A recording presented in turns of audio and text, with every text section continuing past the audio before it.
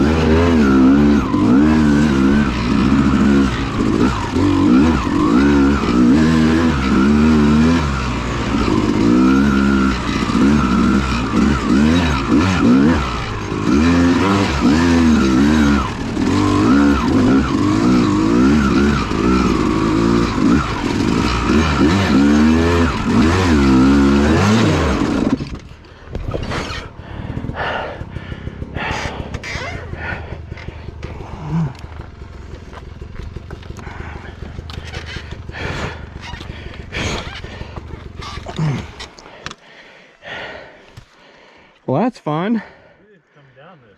Yeah, we did. We did? Yeah.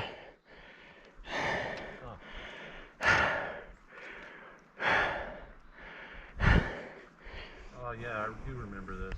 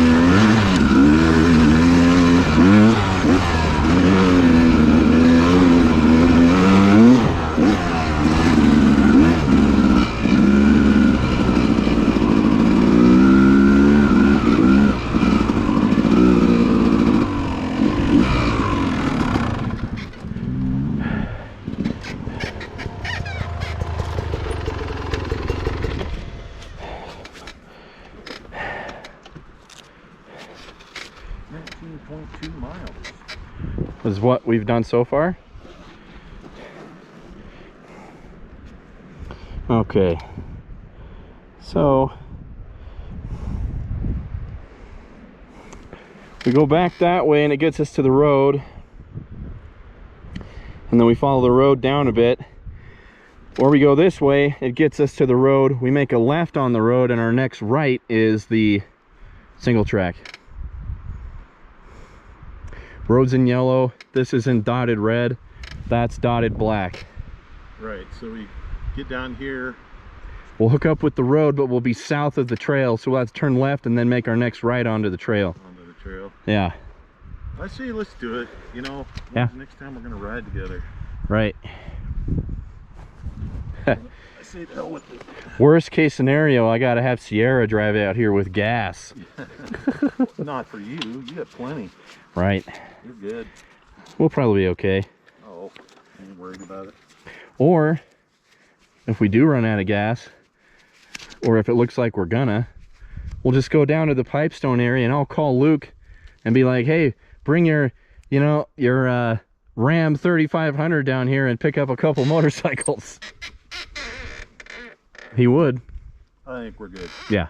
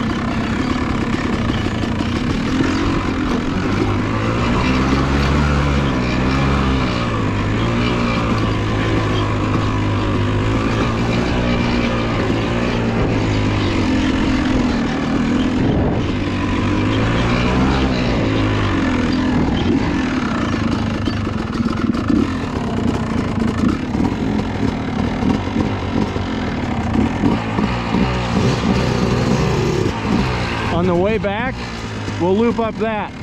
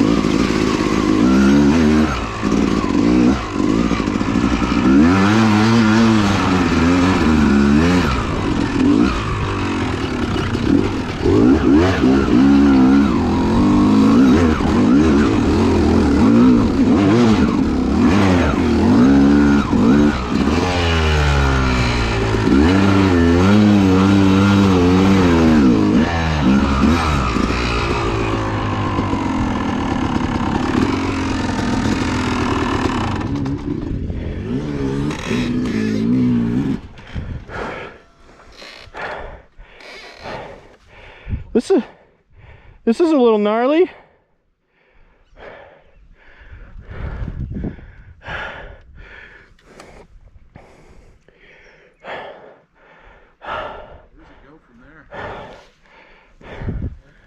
That way.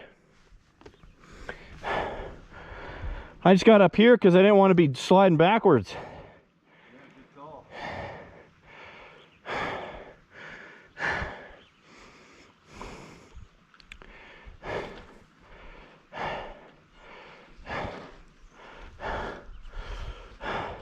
See that gap in those rocks?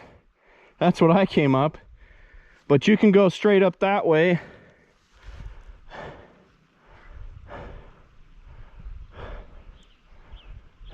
Is this that trail then? Yeah.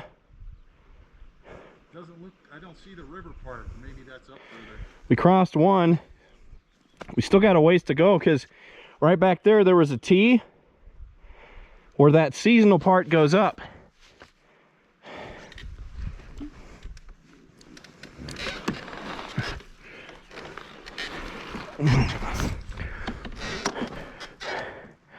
Damn. Keep going, or? I don't know why not. Up to you.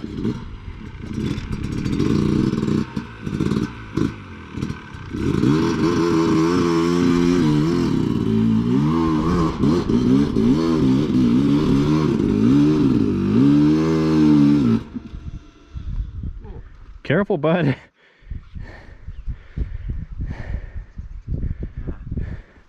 You should have taken that line.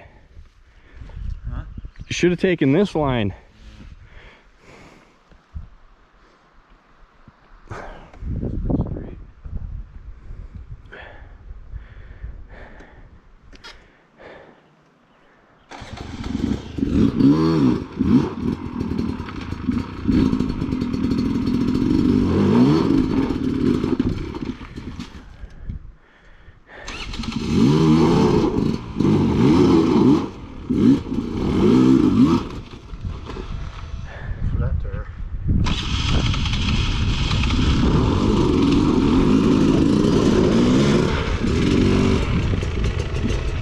Yeah, your tire's fine.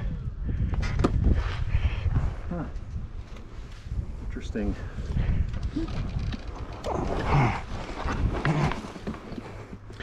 I can see why they wanted it to be motorcycle only. Yeah.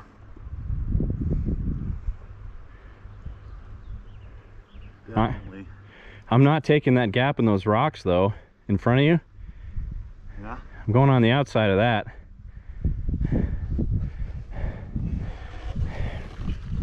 Yeah.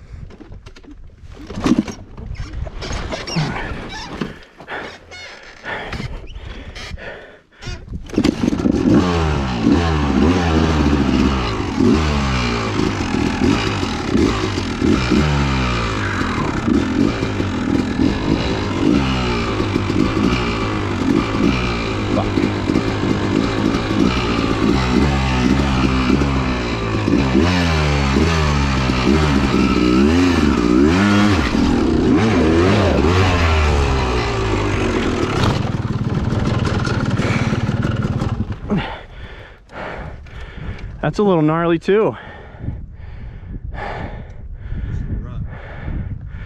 Not lined up for it.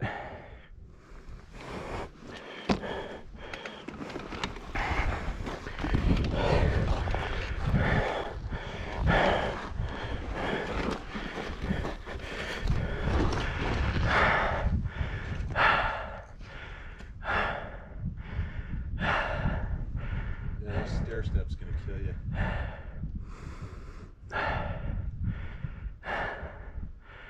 Had enough momentum, you could get up there. Yeah.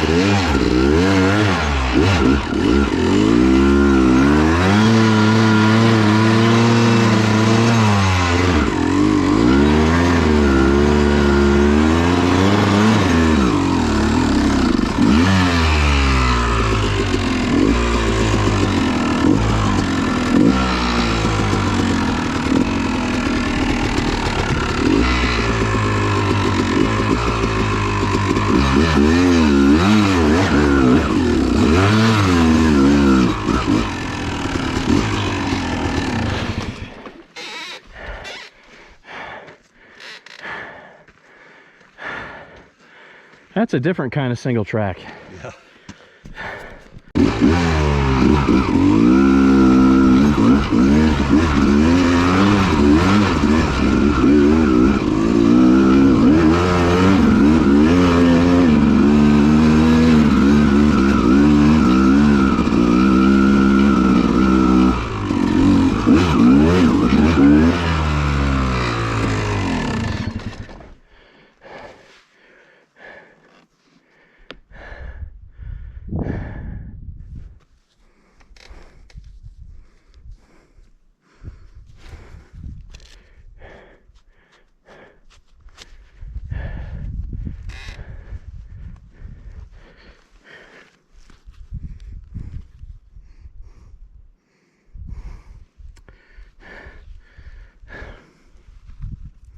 Look at that.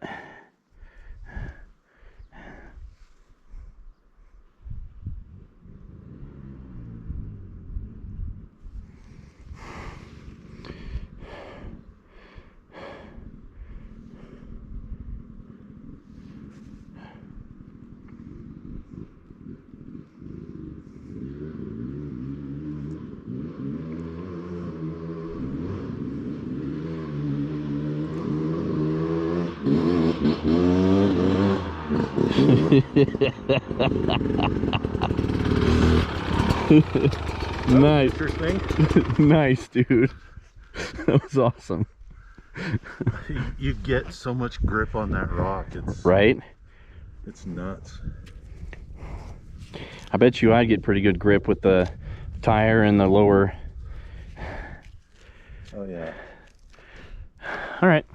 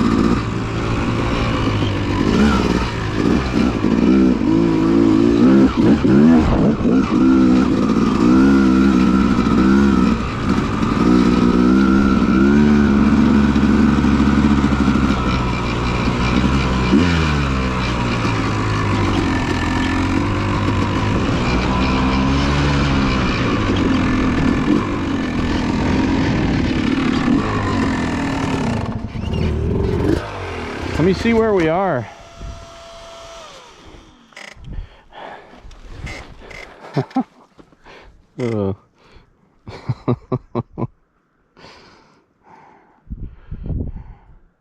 Yeah, we took, dude, we took the seasonal one. Oh shit. Okay, so that way takes us down to the road, and then, so if we go that way and then hang a right, we'll zoom back around that way. Okay. Yeah. Let's do it. Sounds like we've got company.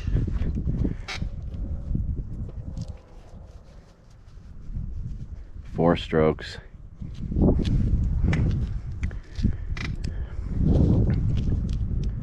Nah, it's somebody just on the road.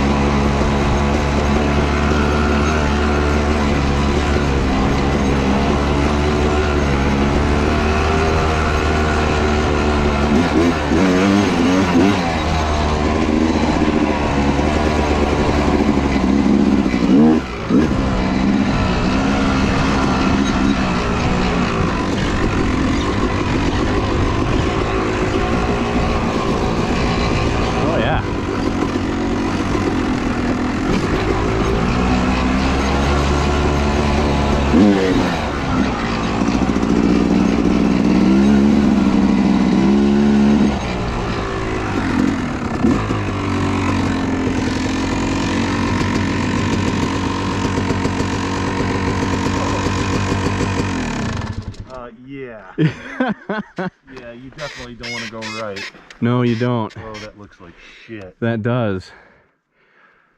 I mean, it's doable. Yeah, you might be able to go left there, but that log would fuck you up on the right. Oh yeah, dude, I ain't touching that shit on the right. That's gnarly. That's some steep shit right there. You're gonna want to have all the momentum and speed right about where it turns wetter. Right there. Yeah. Zoom up and then floor it right there.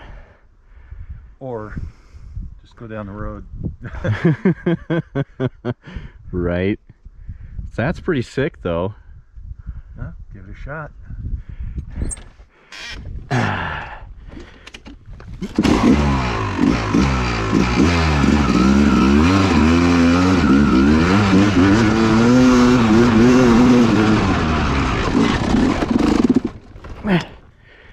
I would have made it. Hit that log. This tree right here, I almost whacked it. I had to bail.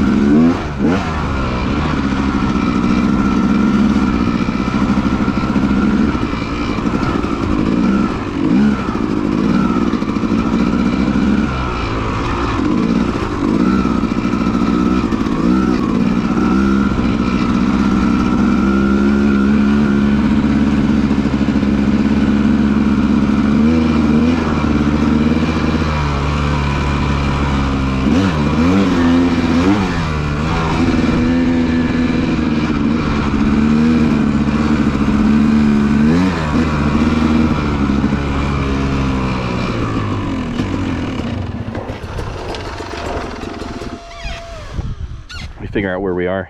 Yeah, didn't think it was as far.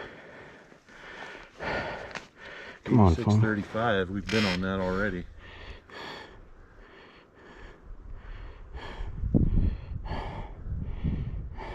Yeah.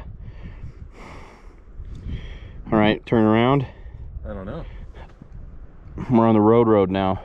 What the hell? Turn around and... Yeah. Where the hell's that other spot? I don't know. It looks just about like where you went up that hill. Yeah, I think there's a trail on here that might not be marked. Like this one. You know?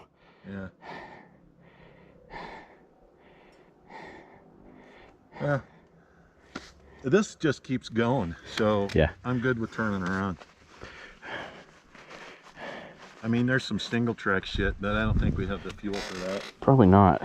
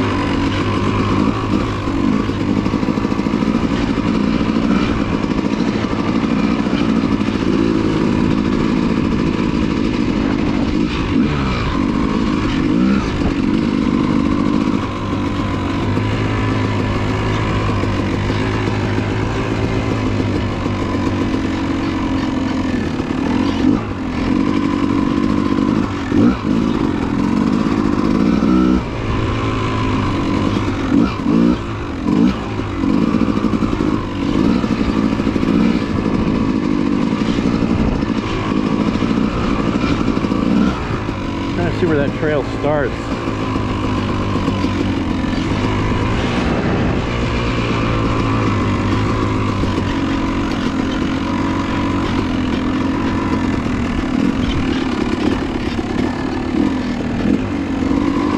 Weird.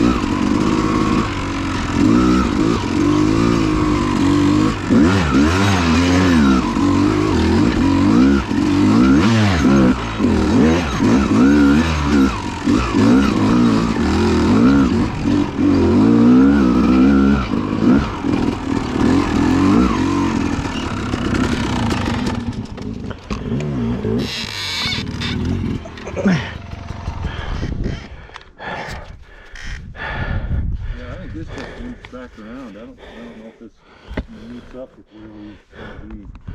We'll find out. It's single track, right?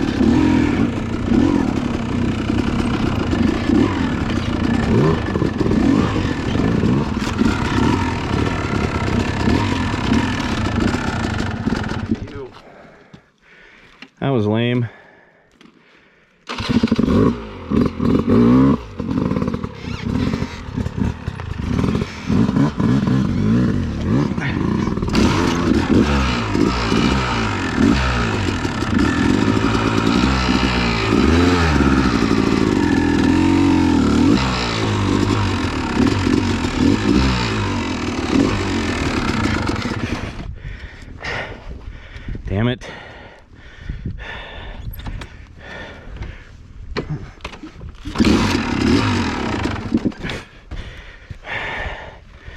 Whatever.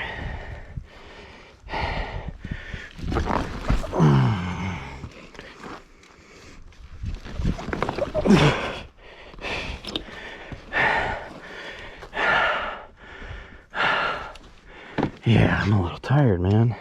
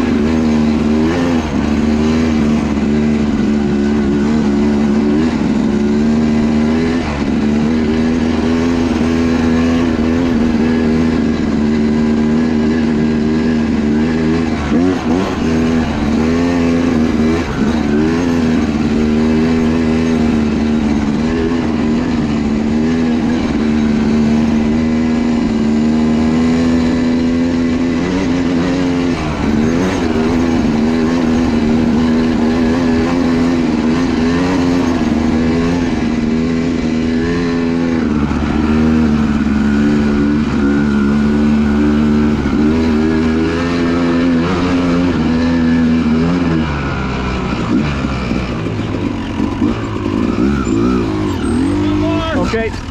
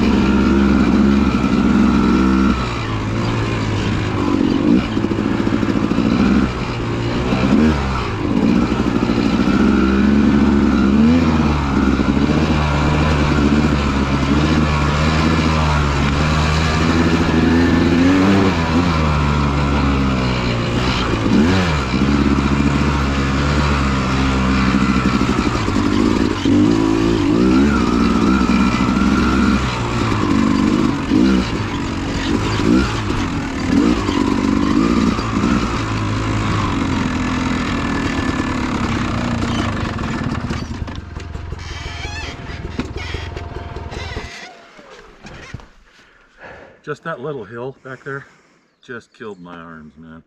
Really? Oh. Yeah. We haven't ridden enough to really be in shape yet. Need about 10 good rides in it before we start to get it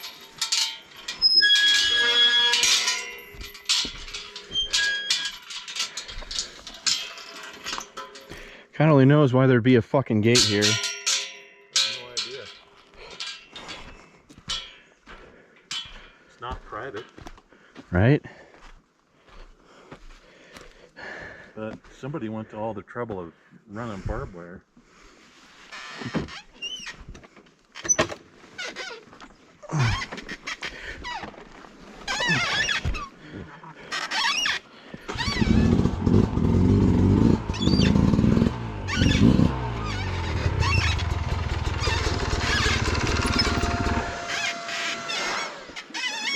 Oh man.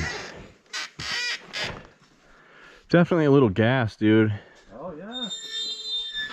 No doubt.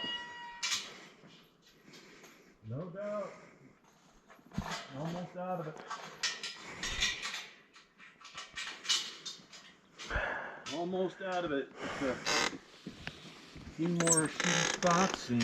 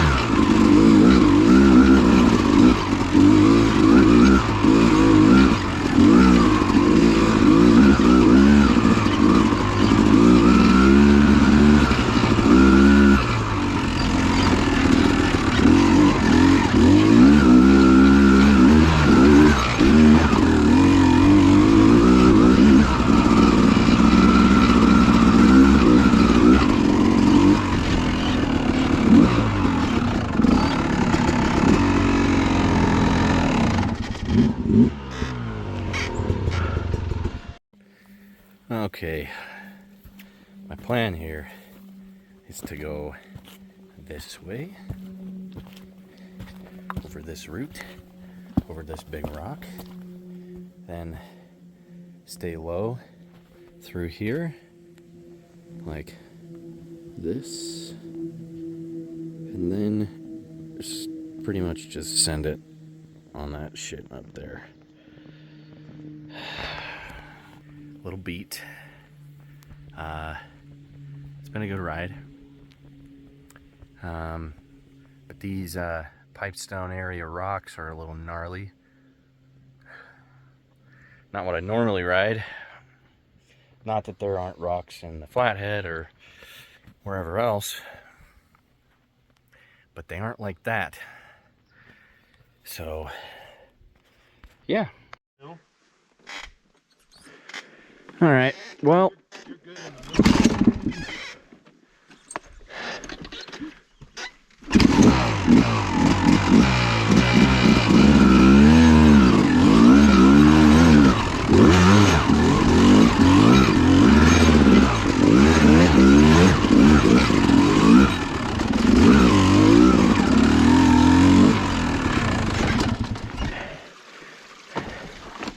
Like that.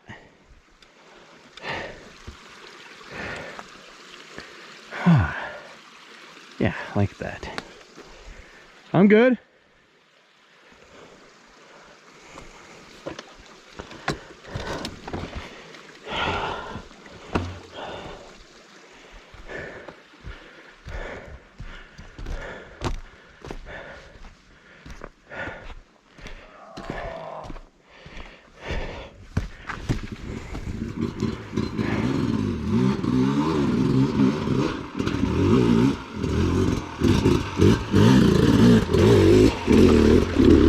Yep.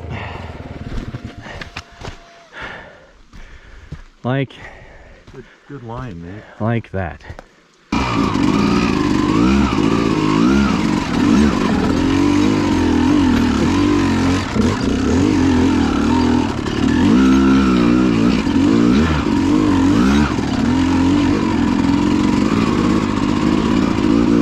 Oh, you gotta have a 300.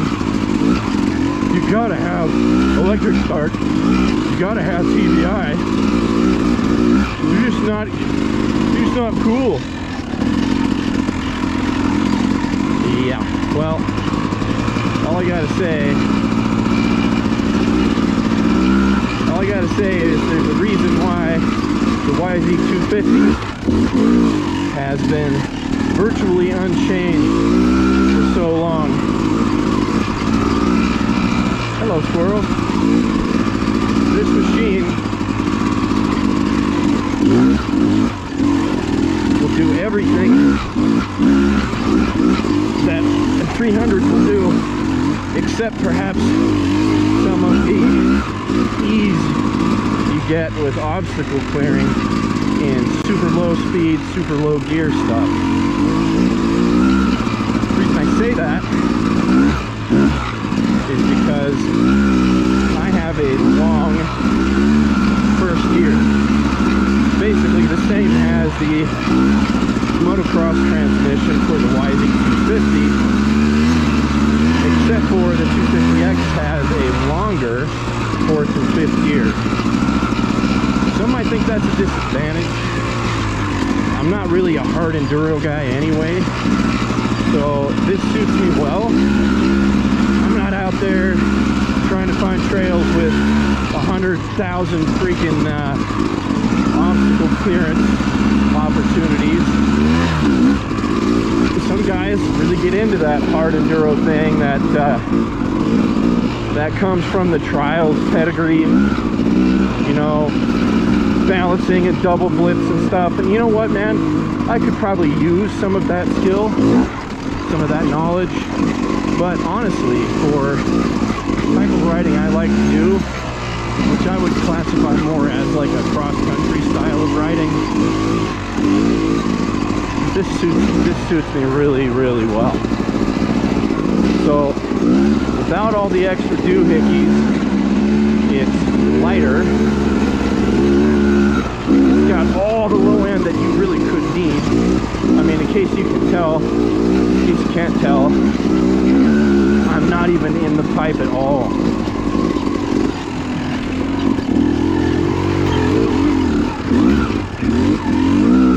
So I have tractable, usable, low-end power before you even hit that pipe head, right? And it's usable everywhere. I mean, I can abuse the hell out of this thing and lug over almost anything. Kind of like, in a similar sense to the way my WR450 used to be. But also, I mean, look, I did some of the gnarliest trails out there on that WR450, and it was heavy, and the power was instant and all the time, and there were times when it sucked, there were times when it was difficult, and I didn't enjoy it. So I'm not trying to knock, you know, the 450 trail bike experience, but, and I'm not trying to say that there's really, at least for me, such thing as too much power. I hear a lot of guys say WRs, I mean 450s are not good for the trails because there's too much power. And I mean, I can understand where they're coming from. Too much power, you got to balance that out with more detailed, precise, and regimented right-hand throttle control. But I don't really think there's a such thing for me personally as too much power. What you get into on trails like this, or the high mountain trails in the Flathead that I've spent most of my life on, is you get a situation where you just don't use very many gears. Now, of course, that machine, you got a really short first gear, and then second gear is longer, third's longer, you know, and you can get up to, I mean, shit, man, I used to hit this hill climb in Sandy Hill climb up at a place called Cucanusa. I used to hit that on the WR in probably the upper quarter of third gear, and since that bike had a speedometer, I was able to tell that I was, you know, 35 to 40 miles an hour. But even then, way out there, I'm never hitting fourth and fifth gear unless I'm on like a wide open, flat, straight area. So, you know, I would say the WR or even just 450 trail bikes really are better for certain applications than this. The argument I'm making is this bike has a lot of power, and I could easily do some stupid stuff and go way too fast for this trail. But I was never in a position on a 450 where I was lugging a trail like this at this speed in low second gear. But that's where I'm at right now on the YZ. Now, on the subject of electric start, there is a foolproof argument that electric start is just more convenient. And I don't think you can argue that away. If this bike had electric start, it would be better. But again, you get in a situation there where on a trail out in the woods, do you need electric start? The answer is obviously no. You don't need electric start. Would it be nicer in some areas, in some situations? Yeah, of course it's nicer, of course it's more convenient just to pull the clutch in and hit that little gray button and just start her up. So yeah, this bike could be improved if it had electric start. But you know how easy it is to kick a bike? And let me put it to you a different way. If it's hard to kick your bike, you got something else going on. In my case, I'm getting to a point now with this bike where it's time for some clutch work to be done. And I say that because anytime I try to kick this bike in gear with the clutch pulled in, it doesn't want to start. If I kick it in neutral, dude, first kick every time. So, and a lot of this comes down to experience, right?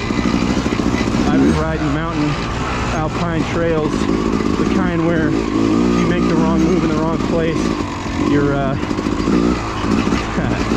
you and your friends are pulling your bike off of a sheer cliff face, or God forbid you gotta bring like a block and tackle to pull it up, you know. I mean, I did that trail when I was 12, so I come from a situation and experience where kicking a bike off camber or in uncomfortable situations really is not a big deal. So it's not a trade-away that I'm willing to make. And I think the rest of this bike's virtues are worth the cost of admission. And that cost is not having an electric start. Now, then you got people who say, premix sucks. Premix sucks. I don't like carbureted bikes. Tuning a carbureted bike sucks. And you know what? That's kind of true. But that's an absolutist position that conveniently neglects that the fact that tuning a carbureted bike is not hard. Just like everything else, you do it right, it's no big deal. They have whole entire charts out there, or even for specific machines with specific carburetors, showing you clip position, pilot jet, all that stuff. It's almost foolproof. So maybe you spend a day or two tinkering with your tuning or your carburetor. Sure, that's less convenient. It's less plug and play, right? But for me personally,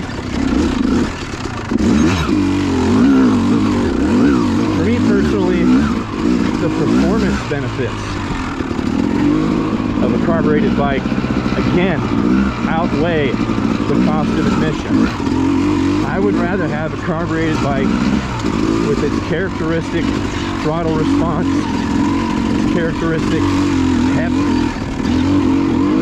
I'd rather have that any day over some sort of oil injection or throttle body injection system.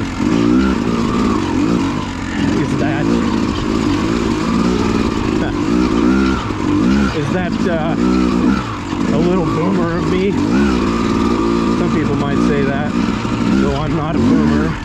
First wave millennial, anyway, whatever. The point is, some things in life are inconvenient.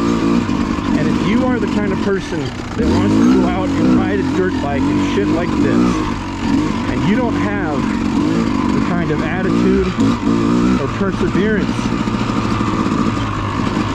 where small inconveniences don't matter, I think that you probably aren't set up for this as a person yet. You know how many times you get in a situation where you might have to pick your bike up or, you know, deal with some stupid obstacles, trees about eye level height. That happens all the time. I don't come out and ride this stuff for some kind of hyper convenient experience. I come out and ride this to as some of my veteran friends would say, get in the shit. There's an aspect of this hobby, there's an aspect of this lifestyle that requires you to be mentally and emotionally tough enough to get in the shit and climb out of the shit without it ruining your day. And I'm sorry, those of you guys who like those of you guys who like that hard enduro stuff, that's all that is. Being in the shit all the time. I have a lot of respect for those riders like Graham Jarvis and all those other dudes. I have a lot of respect for them because they do stuff I just wouldn't want to do. And they do it all the time. And they're competitive and they're kicking ass doing it. Right? So it's not a knock on those guys. It's just not the kind of riding that I, at my age and the state, the place I'm in my life, want to be doing. So anyway, I tend to feel that, at least for me, features on dirt bikes that make the experience plug and play like a Nintendo Switch.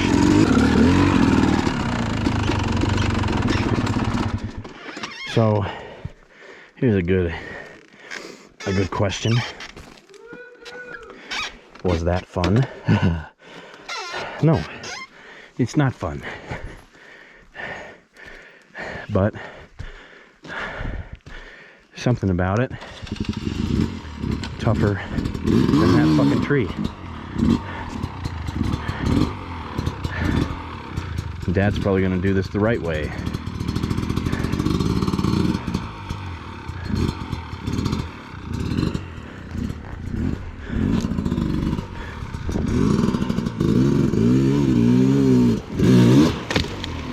Almost. Hey, your seat. What about it? Look. Oh, never mind. It's all good.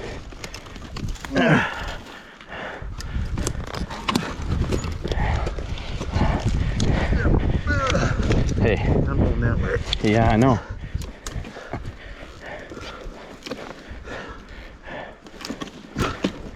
All right. You scared? I don't know, I guess I think to myself, life is hard. There are things in life that suck. And to me, I would rather not be the kind of person that religiously avoids opportunities to be toughened up a little. Now anyway, virtues of the 250X. So engine characteristics. It's got long legs, over rev on this, on a 250 engine like this. In my opinion, just there's no other two-stroke configuration that does it as well. Make the argument that a 125 over revs all day, and you'd be right. That's kind of how 125s work. But power curve on a 125 is not well suited for this low speed, low RPM lugging, right? And then people think, well, I know what is a 300, and they're right. 300s are really good at that, and that's cool. I'm not trying to say 300s suck. I'm trying to say I got enough, more than enough low-end lugginess on this bike, and more than enough over rev to just have a freaking blast everywhere. I can hit a trail like this and do it well. Then I can transition out of it to something like sand, get all the wheel spin you need. And this thing will go for days, right? It'll go anywhere pretty much. It's not the best bike on the pavement, right? Even if you street legalize something like this. you're gonna have a much better time on a 4-stroke because of the way 4-stroke power is created in a higher RPM, higher speed situation. I'd rather be in 5th gear on a 450 on the road than 5th gear on a 250 2-stroke on the road. So there's that. But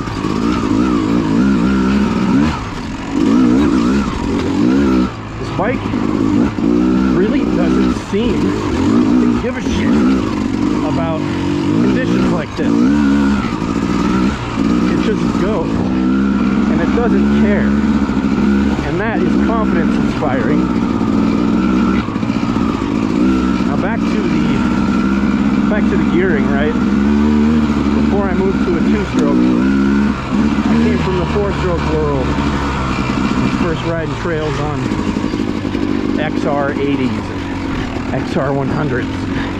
You know, I grew to really love the short first gear on bikes like that because of the confidence inspiring ability to lug anywhere. And I had this idea, this notion that a long whole shot first gear from a motocross transmission is going to make it difficult. I think that still holds on 4-strokes. I've seen guys on 250 4-strokes try to do stuff like this, and they're just stalling all the time. And part of that's because of the way power is delivered on a 4-stroke. And part of that is also because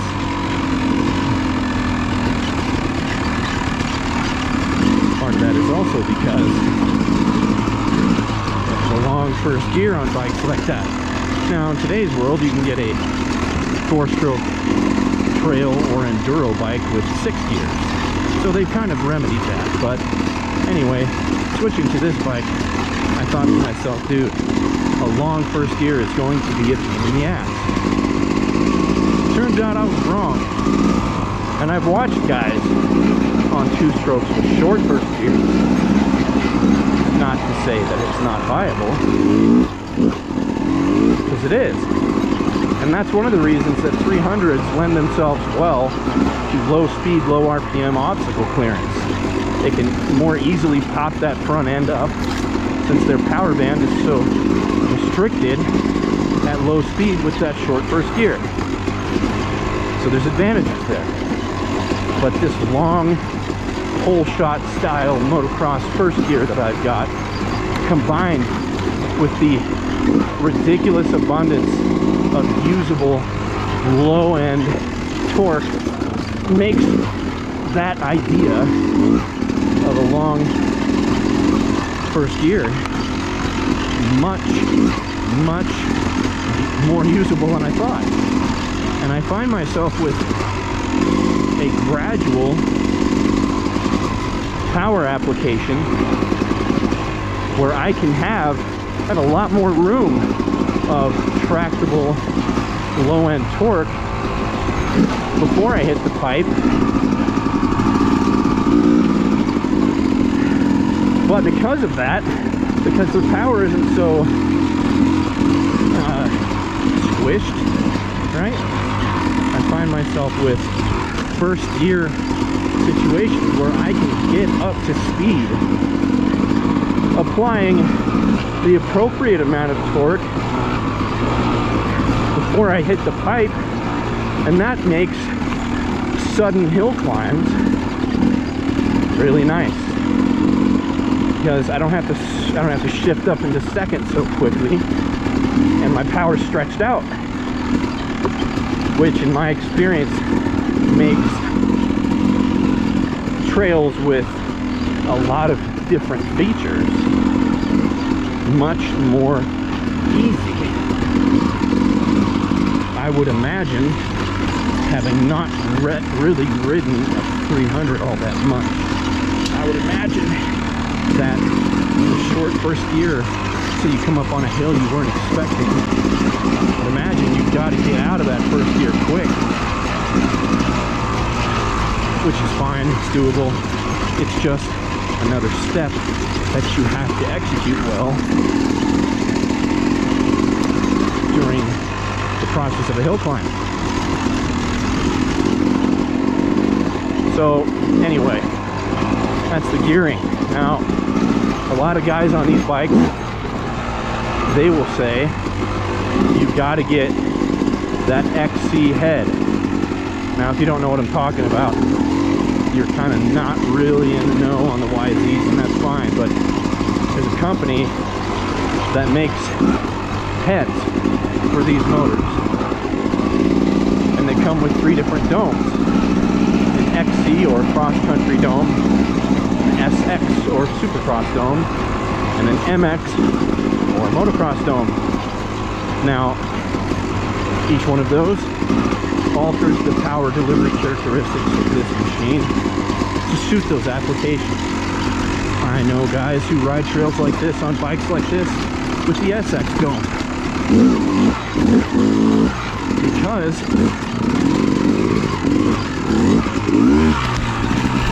damn, there was a tree branch there.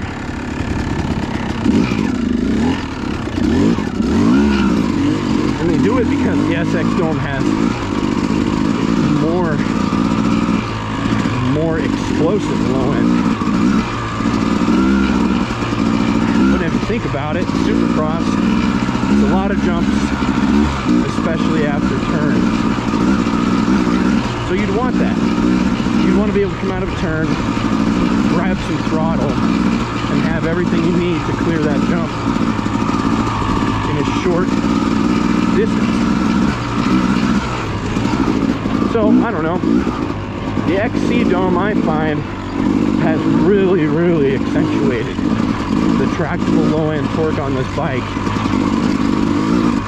without leaning really hard into the Supercross thing.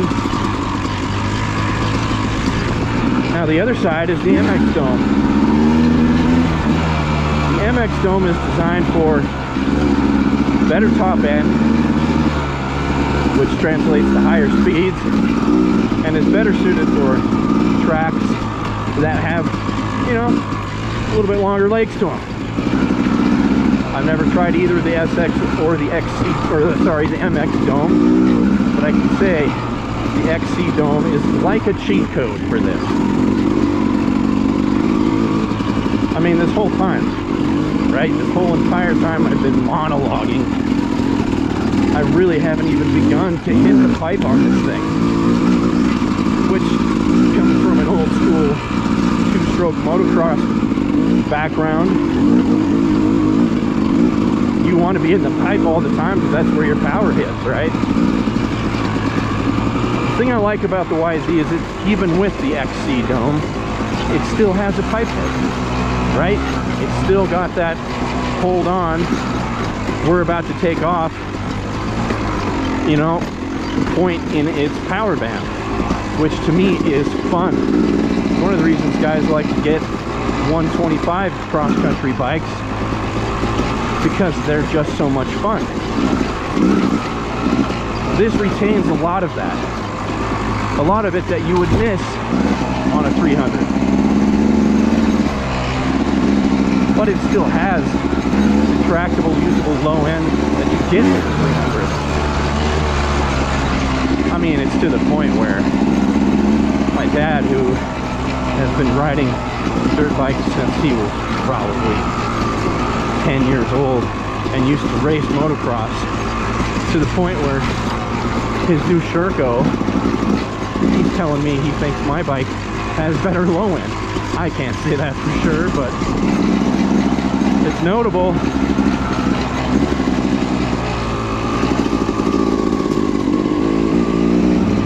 Once you hit the pipe and you really wring this thing out, she goes. So it's like a motorcycle with 2 stages of throttle, 2 stages of power band, like power band that's usable in 2 different ways. A more gentle, controllable, low-end, tractable torque, and a wild, balls to the wall, FU power band when the pipe hits, right? So in that way, This bike is super fun for everything that I encounter. Do I take it to the track? No. I have, you know, once or twice, but it's not my track riding's not really my thing. Not enough variety, not enough nature for me.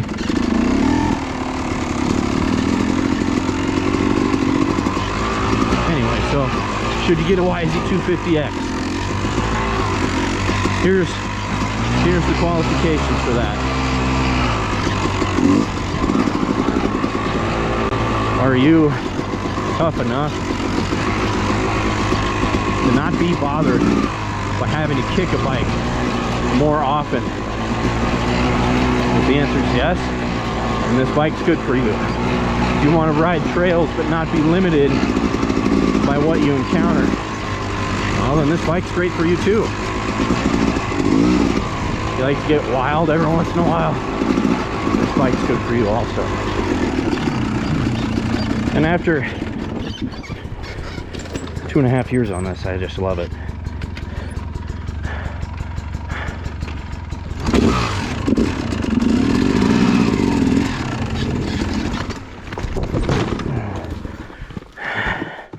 Somebody's tired. Yep. I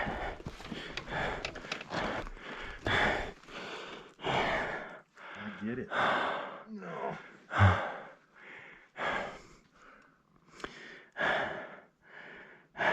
Definitely a couple more miles. Yeah. I'm watching it because I'm waiting to hit reserve. Okay. I'd be surprised if I don't hit reserve before we get back. You'll probably hit reserve, but you still got a good amount of fuel left. Yeah, I got probably 10 miles after I hit reserve. Okay. Here we go. Oh. Clutch time. Want to know why my shock is whining at me?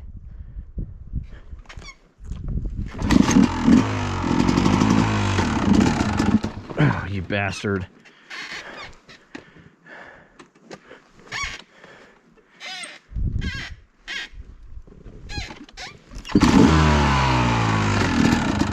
Oh, really? Come on, dude.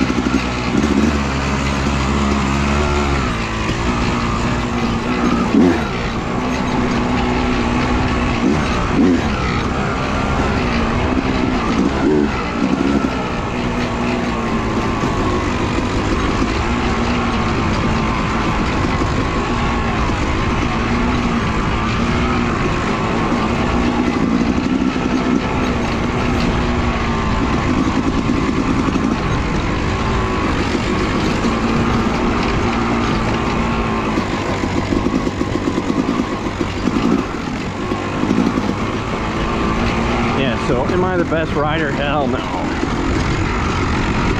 I care? Nope.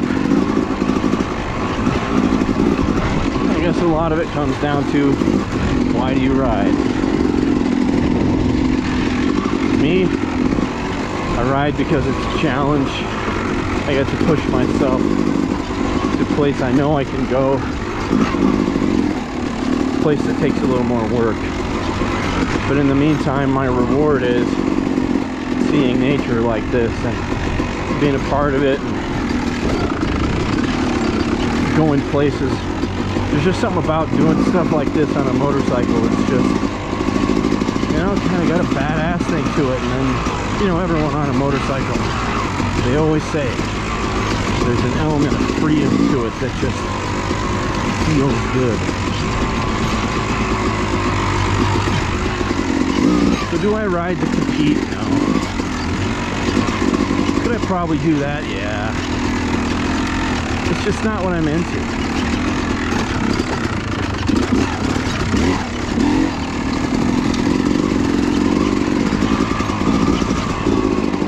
I ride for me. And I think that's a perspective that comes to people when they're a little older. Right, I'm in my 30s now, and if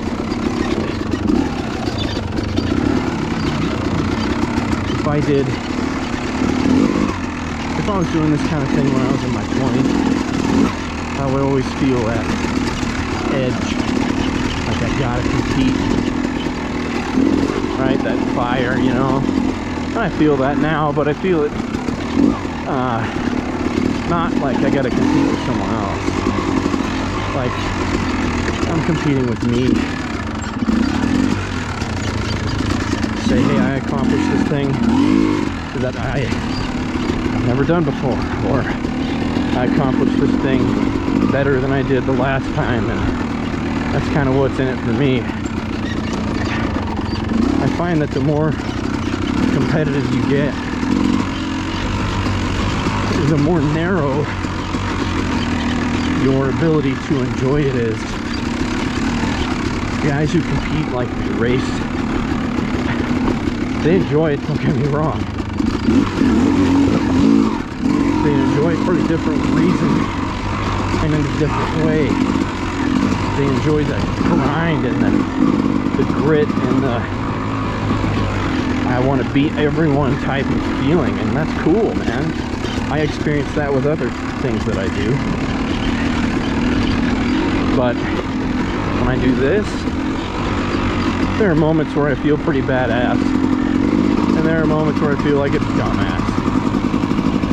Like falling down on the inside of a switchback corner, you know?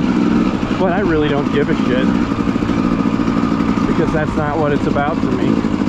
It's not about riding perfectly. It's not even really about riding better than the guys I'm riding with. It's about every one of these rocks, every one of these bumps, every one of these hills and trails and everything is an obstacle, a challenge that I just got to overcome, and I did it on my own. And you know, that's nice. That's what I'm into it for. It's a positive thing. It's a net positive, right? I mean, we live in a world today where there's almost an epidemic of people who feel that life's meaningless, or people that feel that their life doesn't have a purpose, and they're down on themselves. And that's why you see the emergence of guys like David Goggins, for example. But David Goggins' style of self-motivation for me is so negative that it's really a pit, man. It's a pit of self-loathing you can fall into, and then you're using negative self-opinion to motivate you, but your reward at the end of that is even more negative self-opinion. At least that's my view on Goggins' worldview. And so I kind of tend to think to myself, I'm gonna set a goal. I got small goals, I got big goals, and they're all couched within the set of goals. And that set of goals is the ride. Small goals are, I'm gonna stay on the bike. I'm gonna beat these little obstacles. I'm going to go to places that I wouldn't even want to hike to. and I'm gonna do the whole damn thing. And when I get done, I'm gonna be sore. Might have a couple war wounds, so to say. But every time I feel that soreness, I think that's the price that I paid to be more badass than I was before I did it. And it's a positive thing. It's a good thing. I feel better about myself accomplishing this stuff, and that's really what I get out of it. And of course, there's been a lot said by guys like Jordan Peterson about how young men need to carry a responsibility to feel that their life has meaning. And I can see why our society today has a scarcity of responsibility for young men to take on. Part of that's because our species has been spent so many years, centuries even, where young men had a default responsibility.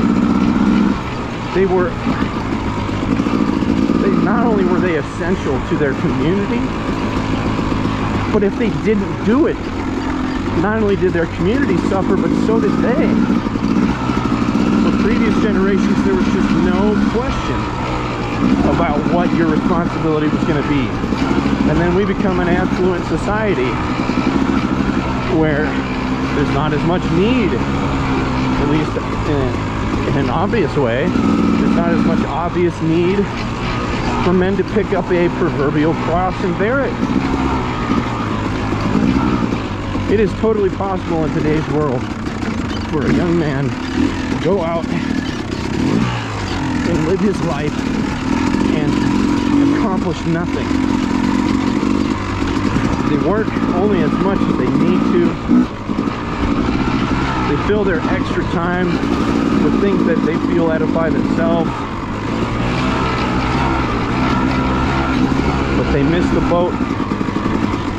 They miss the boat, and at the end of the day, they're unfulfilled. And because they're unfulfilled, they feel that life is meaningless.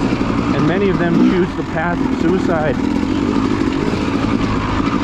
I'm not saying that riding dirt bikes on a trail is the panacea cure-all for that. But I am saying that when you do this, you take up a challenge that pushes you past the limits you thought you had, and you carry responsibility when you do it. Responsibility for the machine that you paid money for, responsibility for the environment that you're in, responsibility for other riders on the trail, responsibility, and your body pays a price. And I think personally that people don't reap the benefits of paying that price if their mental state is off. Life's not just about paying a price. Life's about paying a price for a purpose. And if you can't recognize your success,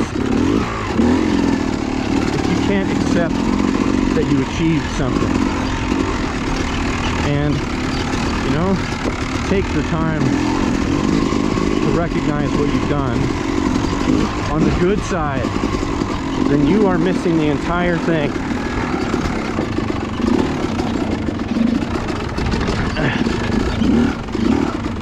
Right now, I'm pretty gassed, man. It's almost 50 miles of riding.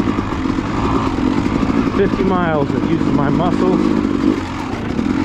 to fight the terrain and control a machine that weighs more than I do, and to do that with some precision and some control, because if you don't, you're in a world of hurt. 50 miles of using my mind nearly the entire time. I mean, maybe something people don't think about in a discipline like this is the only way that you succeed comes from, at least in part, a discipline where you're constantly looking in front of you and you're planning out in real time the next 5 seconds of what you're doing. We call that choosing a line. And in order to choose a line well, you have to understand what your front tire is going to do, what your back tire is going to do. And you don't just do it for what is right in front of you. You do it for what's in front of you and what's after that.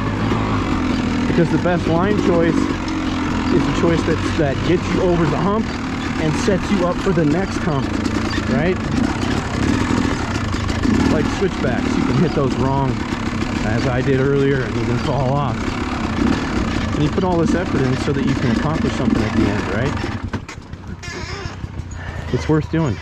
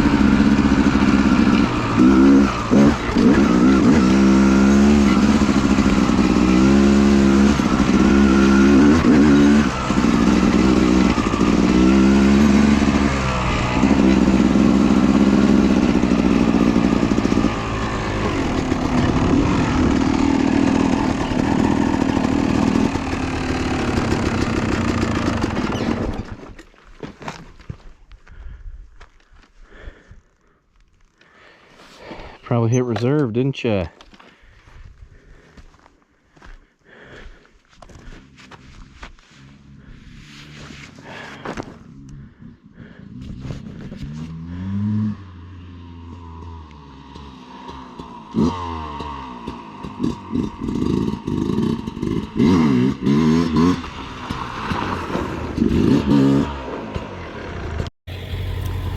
Well, good ride today.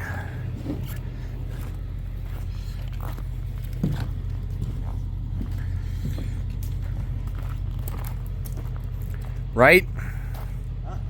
Good ride. It was totally a good ride. 40 miles. That's right.